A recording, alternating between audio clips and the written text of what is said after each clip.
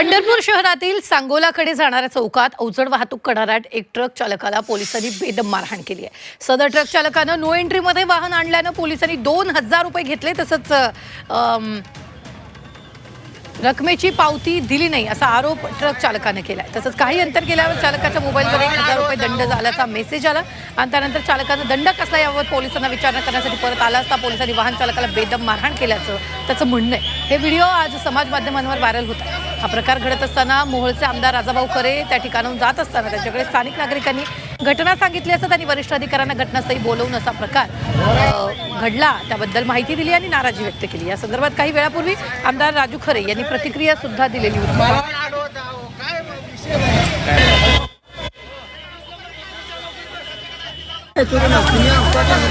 मी म्हणलो त्यांना काही की जेव्हा त्याने घेतलं 2,000 रुपये दिले त्यांना मागितलं दिले त्यांनी मागणी चलन केले। त्यांना मी विचारायला गेलो चलन काय केलं सर म्हणल्यावर सर चलन केलं सर म्हणजे आता झाली माहिती चूक एवढं तुझा कोर्टात भर म्हणते काय भरतो सर चलन करायला नव्हतं एवढं मी भरतो म्हणलो।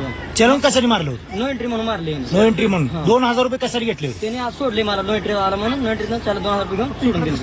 तू इकडे कसं काय आला होता? मी इकडून त्यांनी तर बाहेरच्या गाड्यात बॅरगेट नाही काय नाही बायपासाठी सर आलो तिथं आलो सर सोडलो त्याने 2,000 रुपये घेतलं सोडून दिले। तुला मारहाण झाली का? हा पंढरपूर शहरामध्ये ट्रॅफिक पोलिसांनी त्या चालन केल्याची पावती पण आहे। चालन केल्यानंतर त्याला चालन केल्याचा राग आला। त्यानंतर थोड्या अंतरावर जाऊन त्याने रस्त्याच्या मध्यभागी कंटेनर लावून सर्व ट्रॅफिक जाम केलं, अडवून धरलं। त्यानंतर आम्ही स्टाफसह त्या ठिकाणी हजर झालो। तो कंटेनर बाजूला केला, वाहतूक सुरळीत केली। यामध्ये पोलिसांवर आरोप केला आहे की काहीतरी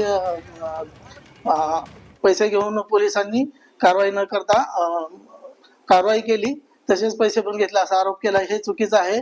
पोलिसांनी फक्त कारवाईची पावती केलेली आहे, पैसे घेतल्याचं यात काहीही तथ्य नाहीये।